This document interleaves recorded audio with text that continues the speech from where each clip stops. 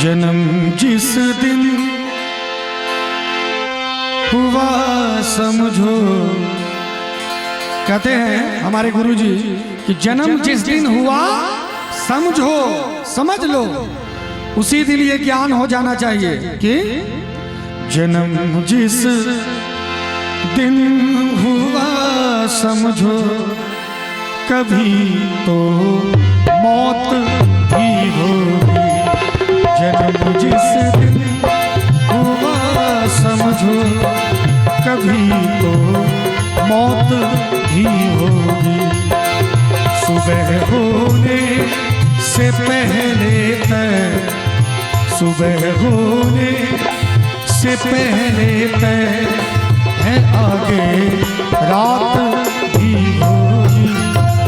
जन्म जिस दिन हुआ समझो, कभी तो मौत भी होगी।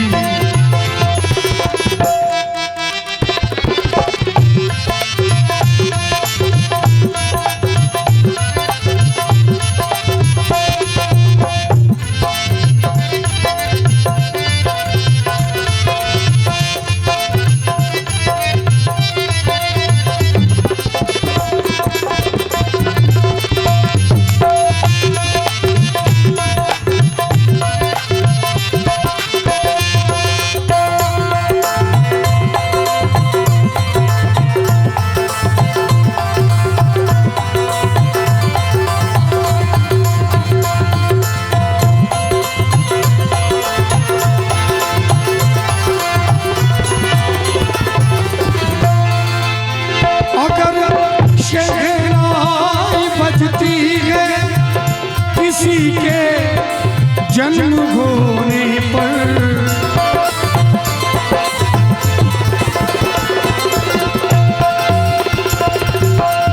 कहते हैं अगर शहनाई बजती है किसी के जन्म होने पर, जरा शब्दों पे ध्यान दीजिएगा, अगर शहनाई बजती है किसी के जन्म होने पर, किसी के जन्म होने पर, तो डोली फिर उठेगी, तो डोली फिर उठेगी, आखिरी बारात भी होगी।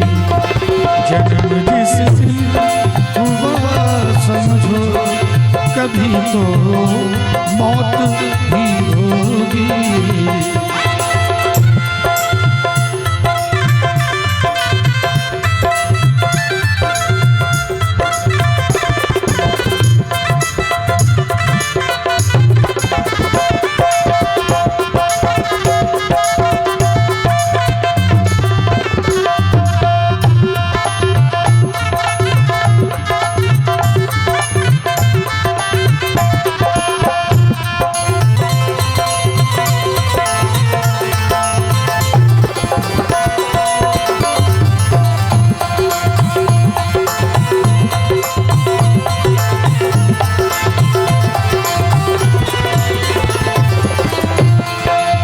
इसीलिए मैंने पहले भी कहा कि जितने बालक यहाँ पर उपस्थित हैं, अभी से ऐसा नहीं कि झोला उठा के जंगल चले जाना है, ये नहीं। उसके लिए साधु संत हैं, संसार में ऋषि मुनि हैं जो आपके लिए तपस्या कर रहे हैं। आपको बस कोई भी कार्य कीजिए, अपने भगवान को याद रखिए, अपने राम को याद रखिए, और राम को ही सिर्फ याद नहीं रखिए, उनकी मर्यादा को याद रखिए कि उनकी मर्यादा कहाँ तक थी। उनकी मर्यादा को कभी नहीं भूलना चाहिए। ऐसा नहीं कि राम राम राम राम कर रहे हैं और मर्यादा उल्लंघन कर रहे हैं, बार बार अपने माता पिता के बातों को नहीं मान रहे, अपने गुरु के बातों को नहीं मान रहे, बेमतलब का घर से बाहर चले जाते हैं। अमर्यादित जीवन होगा तो जीवन में राम कभी नहीं आएगा। तो कहना चाहूंगा, अभी से लो लगा लो उन प्रभु से जो दयालु हैं।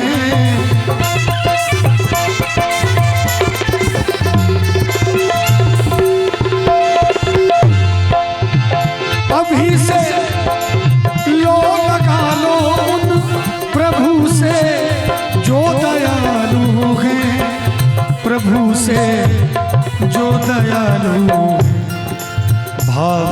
शबरी का हो जाए।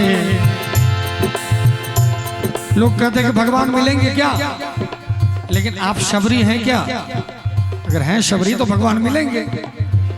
आप प्रहलाद हैं क्या, आप ध्रुव हैं क्या? पहले तो सवाल आपके ऊपर उठता है। अगर शबरी है, भाव शबरी का हो जाए, भाव शबरी का हो जाए तो मुलाकात भी होगी। भाव शबरी का हो जाए तो मुलाकात भी होगी। जन्म जिस दिन हुआ समझो कभी तो मौत भी होगी।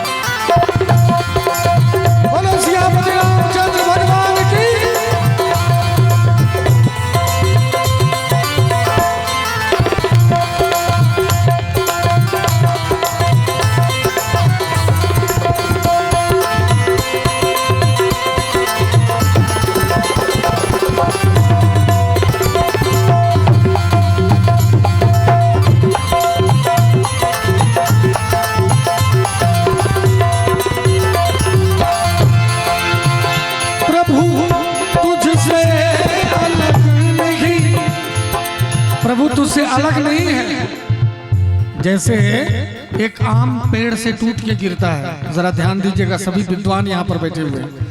पेड़ से एक आम टूट के गिर जाता है तो क्या जब आम पक के गिरता है तो क्या आम से पेड़ से अलग हो जाता है? नहीं, वो एक आम पूरे पेड़ को साथ में लेके नीचे गिरता है। उस आम के अंदर गुठली है और गुठली के अंदर पेड़ है। इसीलिए तो गोस्वामी जी कहते हैं कि ईश्वर अंश जीव अविनाशी। जैसे आम के अंदर गुठली है और जो बुद्धिजीवी लोग हैं वो समझते हैं, जो बुद्धिमान है वो समझते हैं कि आम के अंदर गुठली तय है और गुठली के अंदर इतना ही बड़ा वृक्ष भी तय है। और जो मूर्ख लोग हैं उसका क्या, आम खाया गुठली फेंक दिया, जानते हुए भी वो आम के वृक्ष को आम में स्वीकार नहीं करता है। उसी तरह से एक नादान व्यक्ति खुद चल रहा है, फिर रहा है, देख रहा है, सुन रहा है, गा रहा है, लेकिन परमात्मा है इसमें विश्वास नहीं कर रहा है। उस मूर्ख की तुलना किससे की जाए? इसीलिए हमारे गुरुजी फणिभूषण जी महाराज ने बड़ा ही सुंदर कहा है कि अभी से लो लगा लो प्रभु से, प्रभु तुझसे अलग नहीं, वो हरदम साथ हैं तेरे, वो हरदम साथ हैं तेरे, वो हरदम साथ हैं तेरे। अब देखिए हम सभी जानते हैं कि ईश्वर हमारे अंदर है। जानते हैं कि नहीं जानते हैं? सब जानते हैं ईश्वर हमारे अंदर है। और हम बाहर जाके जल चढ़ाते हैं, बाहर के ईश्वर में, वहां पर ईश्वर पत्थर में है कि नहीं कोई नहीं देखा है, लेकिन यहाँ है, सब जानते हैं, क्योंकि वही ईश्वर हमारे धड़कन को चला रहा है, सांसों को चला रहा है। उस पत्थर में ईश्वर है कि नहीं ये पता नहीं है, गारंटी नहीं है, लेकिन उस ईश्वर पे जाके हम लोग दूध चढ़ाते हैं, घी चढ़ाते हैं, शहद चढ़ाते हैं, फूल चढ़ाते हैं, बेलपत्र चढ़ाते हैं। लेकिन जो ईश्वर हमारे अंदर है उस ईश्वर में हम लोग दारू चढ़ाते हैं, सिगरेट का धुआं चढ़ाते हैं, गांजा चढ़ाते हैं, मुर्गा चढ़ाते हैं, मछली चढ़ाते हैं, सुअर चढ़ाते हैं, सुअर तक नहीं छोड़ते हैं लोग। तो ऐसे हम हैं कि हम अंदर के ईश्वर को धुआं धुआं कर देते हैं। भगवान औना पौना के बाहर हो जाएंगे। अब किसी को रूम के अंदर बंद करके बाहर से धुआं छोड़ दीजिए, आदमी रहेगा क्या? जिस घर में अंधकार वाला मेहमान कहां से आए, मन में हो अभिमान भला भगवान कहां से आए। तो ये धुआं अंदर में जाके